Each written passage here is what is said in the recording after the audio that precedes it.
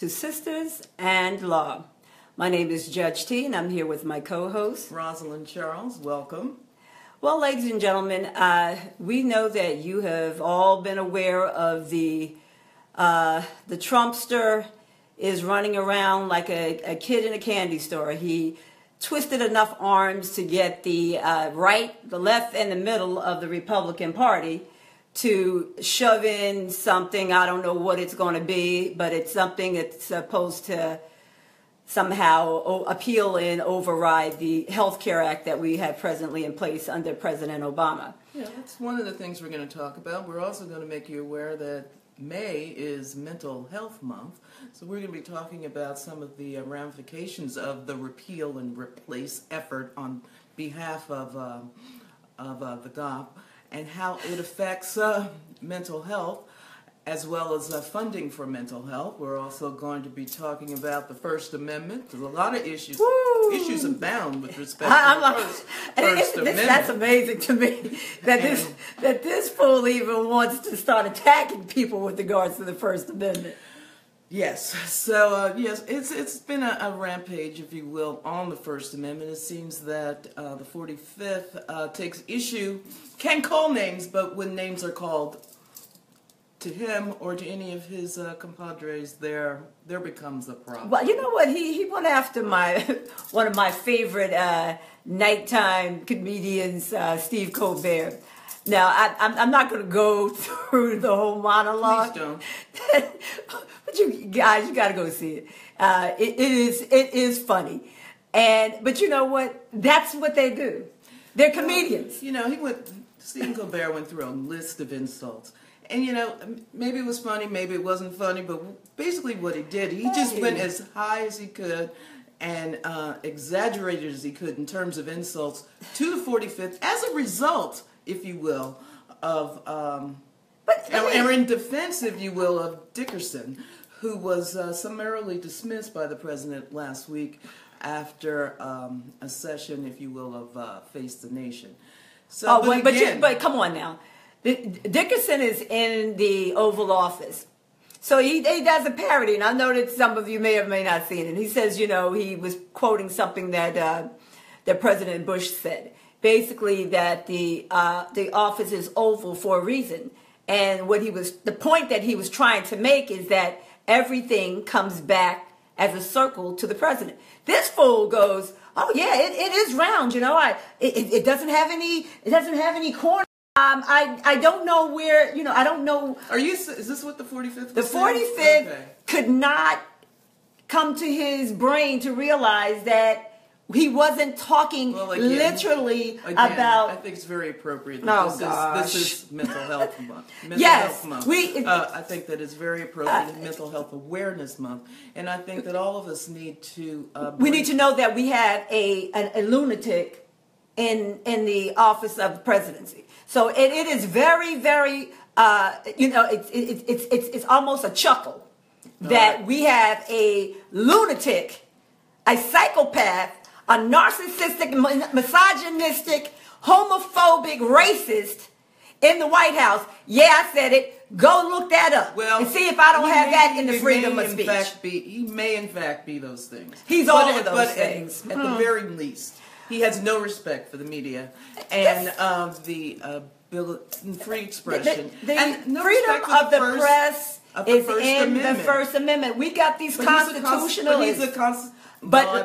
He's a constitutionalist. Mm-hmm. All of these Republicans want to read the Constitution as it's not a living document. It is to be read literally. If it is to be read literally, the Constitution says we shall establish no religion, nor shall we abridge someone else's ability to do so. Yet, the right against abortion is based on people's religious values. So what if you want to read the Constitution literally, it says you cannot make me do your religion, but I should be able to practice my religion.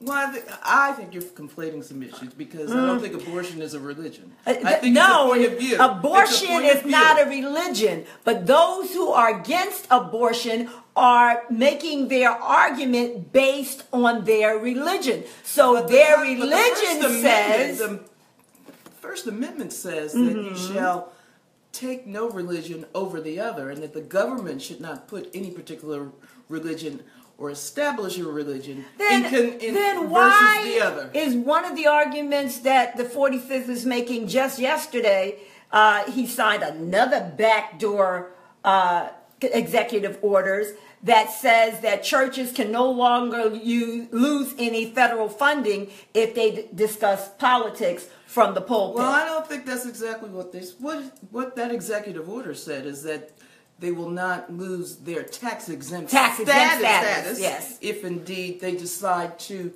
endorse a political opponent. Well, I don't know where he was, because black folks has been talking about politics and church since we got out of the slave, off the but I don't know who actually endorsed candidates, and if indeed not endorsed candidates, but we have always discussed. I don't think, ministers say you vote for this one or you vote for that one. Correct. But what we've always done in the black church, it says vote. Right. Vote. Even register people to vote. But that's not necessarily taking a political position. No, absolutely not. With respect to no, but what I think what the 45th is trying to do is to almost make it a non-issue if they want to endorse particular candidates. Correct. And then they will not lose their taxes. And they won't lose their taxes. However, with that executive order, it's not law of the land, because it goes in contradiction of the Johnson Act, and it also is in contradiction of the regulations within the IRS. How they're going to mesh all that and intertwine it and give it any force, the bottom line is that this particular executive order was for show. It has no effect. I mean, it can have no effect. And you know what? And so is this health care. He knows that nonsense is not getting past the Senate. They actually interviewed each and every senator as they were coming out. That he doesn't know that. He may think it is. Well, I tell you this. The only thing that he wanted is to be able to get in front of the television and say whether it actually happens or not. I tried, and I got them to all vote and change their minds. I twisted arms, and now all of a sudden we have Trump care. His mantle, the 45th's mantle piece is that he wanted to repeal and replace Obamacare, and he wanted to replace it, if you will, with Trump care. But it seems to be lost on everybody that President Obama was the first president to get health care for the uninsured passed through Congress. It doesn't matter what they do. They can repair it. And let me tell you, President Obama would be the first to say, whatever I was not able to do while in office, while I was getting bombarded by the Republicans, that you now want to do to make it better for the people, then you do it. But ladies and gentlemen, this is not making it better. This new, because no one has read it, just like Paul Ryan cried the whole daggone 8 years, or the last 4 years. They accused the Democrats of that many years ago. No one read the bill. But no one read this one either. Right. And in this bill, yes, the states get to opt out of those who have prior conditions. The states get to opt out of giving you insurance for pregnancies. Ladies, they can get Viagra, but you can't get birth control, you can't get an abortion, and a matter of fact, we ain't going to even pay for you to get health care while you're pregnant. It's to me, it's again back to what we were talking about, an attack on women. There are many fallacies with this bill. I haven't read it, I just know what's been out there in the media. But again, May is Mental Health Month, and they're also allowing the states to opt out of covering individuals with mental health disorders. Picture that. Now, we're saying that the president is loosening up the reins for people who have mental illnesses to own weapons. But yet they can't get covered because the mental illness is a prior I'm not sure what kind of message that sends, other than it's okay for crazies to run around, if you will, and you know guns. what? And when I say this, happening. You're talking about PSTD. A lot of guys come back from post-traumatic stress syndrome. People with brain injuries, and some people that are just born with proclivities of anger and correct, and just imbalances. Those people. Under this, under the proposed, let's just call it a draft. Draft, not going they can own weapons now. But this is the funny thing. We got to talk about the Keebler elf. Keebler elf, Jeff Sessions. That was Beauregard. Okay, that's Jefferson a new name. Beauregard. That's enough. Okay. Jeff Sessions actually has this woman arrested at his swearing in because she. Chuckled. Well, are you kidding me? She was ultimately, a couple days ago, she was convicted of disrupting Congress. She can get a year in jail for this, Well, it's a disorderly person. So Come on, Joe Wilson in the House of Congress yelled out and called the President of the United States That's true, but no one charged him. No one charged him. But see, you can't be sensitive. Come on, this man is supposed to be the highest legal authority in the country, and your feelings are that daggone sensitive. No one charged him. I don't know that we got the coochie grabbing president. Now, come on now. We don't want the FCC coming in on us. Look, I'm like, what's that Republican woman name? If you don't want me to say pussy, then don't grab it. Again. Actually, I don't think Facebook is regulated by the FCC, but let's just be mindful of our speech. For anyone, but let me tell you, I am. It is not a point to offend, but if that word is cringing to you, it should be, because you elected a president that talks like that. You elected a president who brags about doing that. Our president is normalized. This is a lunatic. Has normalized. This is a lunatic. Normalized crassness. Let me tell you the other, or at least attempting tomfoolery that happened at Jeff Sessions. Oh boy, the Keebler elf is just on and popping. So you got two guys at his swearing in. Now, this is back in January. That dressed up like Ku Klux Klansmen in support of him. So when they really thought that they were Klansmen, they were anti-Sessions. They were dressed up. They were anti-Sessions, but they didn't say anything to them in their hoods until they let them come in hooded. Right. Yes. As freedom of speech. Okay. But when they realized that this was a ruse just to get in, and they started talking about how Sessions was anti-civil rights, then they threw them out. They didn't throw them out for walking in there with white hoods on. They threw them out because, one, they knew they were going to let them in if they looked like they were there in support of Sessions. Well, but as soon as they started saying things adversely to Sessions, they were then escorted out. Well, again, all of them were charged with disrupting Congress. All of them were charged with various other disorderly persons offenses. The dressed up Klansmen were not convicted of. You get to call Rosie O'Donnell a fat pig. You get to call Megyn Kelly ugly. I don't care. That wasn't in Congress. If something is in you, it is going to be in you. This law is not. This swearing in was not in Congress either. When Joe Wilson called the president a liar, that was in session. No one charged him. No one charged him. There's nothing retroactively stopping him. I'm sure there's a statute of limitations, Sistas Law. Well, show it to me. Right now, my head is still hurting over it. Just to be fair and balanced, the woman that was fair charged. And balanced? Just to be fair and balanced, the woman that was charged with disrupting Congress. This isn't the first time she's been arrested. She's been arrested on a number of occasions. She should have knew when she came in there. In fact, she probably wanted to. This is the president who tells people to punch other people. Oh, I remember the day you leave out on a stretcher. In Congress. That was on his campaign. That doesn't matter. It is in him. You know, all of us.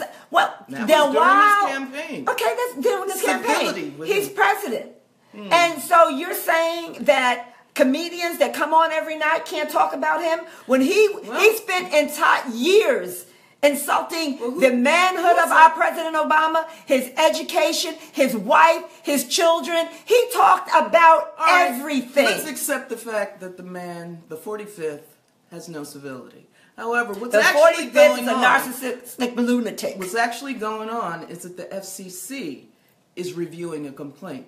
And they're just handling reviewing a complaint from the 45th. No, it's not from the 45th. I understand there was a number of citizens were indeed. Did those citizens come up when they were calling President Obama's mother a whore? They may have if it was aired on TV. But the bottom line, the FCC is operating and conducting its function. Remember when the sexual assaulter in chief over in Fox, Bill Riley, was talking about Common coming to the White House as a guest in a poet slam? Did anyone file a complaint? And if they did, it was reviewed. He rattled. No, he didn't. He rattled on it all night long. Yet the Obama can't let a poet come in, but Trump can invite the president of the Philippines to come over. It's not. The FCC right now is dealing with Stephen Colbert's issue. A number of individuals file complaints. Let me tell you something. They are going the head of the Philippines said to Trump that President Obama's mother was a whore. Is that something to do with the FCC?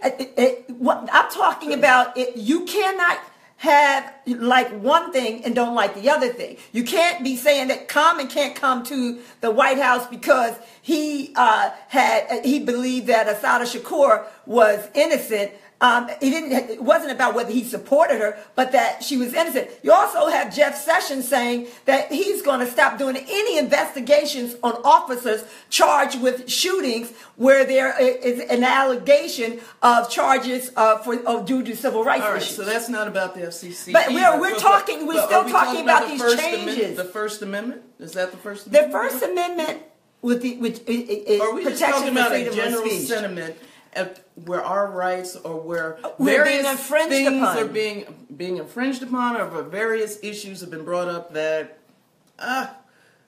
you're a little upset about? I'm a lot upset. You know what? And like I said, I laugh to keep from crying because we have, as a country, I'm in this country, and as much as I don't claim him as mine, he does belong to the country, the 45th, and he does hold the seat of the presidency, the 45th. But at the end of the day, he is still a disgusting, narcissistic, homophobic. The man is lower than any person should even come close to the White House lawn. Now you're hurling insults. Yes, the First Amendment allows me to do that. The First Amendment allows me to do that. No, when they go low, you stay high, Soror. You stay high. I'm trying. I'm getting them to the gut. I'm getting them at the gut level. You stay high. I'll stay high. So look, see, because the thing about it is that they get to say what they want, but we don't get to say what we want. You know, when the tides have now turned, we're supposed to. And I respect my sister Michelle Obama, and I believe that my dear Soror and co-host will follow that lead of staying high. Me, as for me, I'm going to hit him in the gut. Because I don't like you. I ain't going to try to like you. I will follow the law, and I'm going to make sure you follow the law. That's what this is about. Whether the law is being infringed upon by this person that we call the 45th, and those who he has put in office. Let's not talk about, we haven't even gone back to his people that we're still under investigation. There's a big investigation going on. Maine Justice is investigating. With respect to the law, why don't we talk about the law and the process for becoming a law? We've got this bill that the House has passed, and that's all it is right now. It's a draft. It's a draft. It's a bill, but it has to go to the Senate. Go to the Senate. And what's going to happen in the Senate? Now, and if it makes it through the Senate, then it goes back to the Congress. Right. Well, it goes back to the House. Goes back to the House, but they get to redo it again. Well, not exactly. So the process, I think the way it works is that this bill that the House that they're applauding has passed is going to the Senate. I understand there's going to be a lot of pushback in the Senate with respect to some of the details of this bill. Because he lied. He said it's covering people with pre-existing illnesses, and it does not. And it does not, because those pre-existing, actually it kind of sort of does. No, it gives the states the option to opt out. And to put into risk pools. Which means that they're going to be paying quadruple and they're going to fund these risk pools with $8 billion, which I understand is not even enough money. But even before President Obama attacked and tried to improve health care, women were always covered in whatever we had when it came to pregnancies. This bill, mental health was also does covered. Not cover pregnancies. Right. So it's going to go to the Senate. Do we think they're going to fill the gaps in those problems? Do you think they're going to rewrite it completely? You would even see. This is some old white men that done had all the babies they're going to have, and so the young folks. This is for you guys. I'm not having any more children. But no, this is not being high or low. Mm-hmm. This is about being respectful of people. Yes. People and families. So do you think that the Senate is going to respect people and families? Well, if the president doesn't, if he was able to actually twist the arms enough to get you to just make him look good. Well, Mitch McConnell, of all things, has come out and said, I'm giving President Trump just about everything he wants, but there's going to be pushback on this bill. They're either going to rewrite it, tinker with it, and then it's going to go to committee. And I'm going to do a shout out to probably one of the few Republicans I have respect for, and that's McCain. I really hope. Well, I don't know how that is about the health care. Well, President Obama, when he ran, the reason why I say I give him respect, when they tried to say that President Obama was not an American, President Obama was a Muslim, I will always respect McCain for pushing back in a room full of white people and saying, ma'am, that is not true. He is an American, and we just have differences in opinion. And if we could just run a country that can have civil differences of opinion, mm-hmm. and not call each other names and not be disrespectful, then I could be high. And I'm not saying that I'm going to waddle in the mud with them, mm-hmm. or to go into the gutter. But we pulled out of a gutter just because, and like he said, hey, don't believe this? I'm president. Like he didn't know. Because it is still a shock to him. It's a shock to him. It's still a shock to the country, and to the world. And that's what all of the nighttime comedians are talking about. That's the big laughter. And I cannot support those who are supposedly all about the Constitution, saying that Steve Colbert should be able to say what he wants to say. Jon Stewart used to kill. Let's just talk about the process. I love Jon Stewart. Some people complain. FCC has a complaint before it. They need to review it. At the end of the day, nothing's going to happen to Steve Colbert. Nothing's going to happen to CBS News. And moreover, this is at nighttime. This is after 10 o'clock. Exactly. When 11:30. Yeah, well, his show comes on at 11:30, but I think at 10:01 p.m., mm-hmm. you can almost Kimmel, say what you want to say. Not completely, but almost. Remember back in the day, they're trying to protect children. It's 10 o'clock. Do you know where your children are? Watching Steve Colbert. Because they should be asleep, and adults should be able to watch television with a little less filter.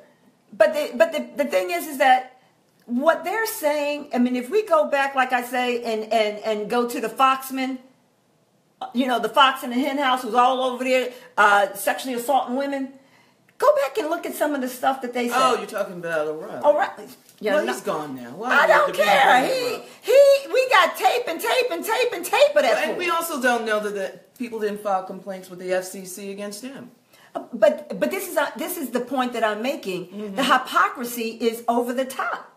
These people who supposedly are offended, you weren't offended when they were disrespecting the 44th president. You only got offended when they are disrespecting the 40. Partisan nature of this country. But let me tell you, they did the same thing. Seriously divided. Come on, we did the same thing to Bush. Of course, yes. Come on, they made fun of whether Bush was intelligent and FCC all of these against. I do not recall. Well, I do not recall, and I'm not saying that they didn't. But President Bush was not a coochie grabber, and he didn't act like a coochie.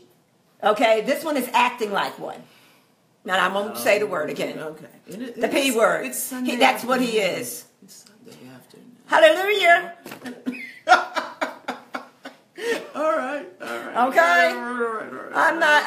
Let me tell you. We have to always kowtow to make them look good, and so that we don't look like we're being angry black women. Oh yeah, I'm angry. I'm angry, and I'm going to be angry. Well, I just want all of you to join the conversation. I'm not yet. Join the conversation. Remember, ladies and gentlemen, we're on Twitter, Instagram, our Facebook Live, YouTube. And this is, ladies and gentlemen, when you watch this on YouTube, right over there in the corner, it says subscribe. Push subscribe.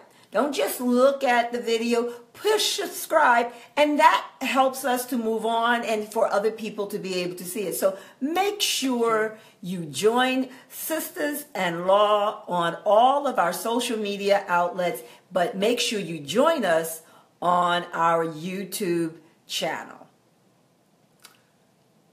Until next Sunday, Facebook Live at 3 o'clock. Great to have you. Thank you, and as always, have a wonderful day, and we'll see you next week with Sistas and Law.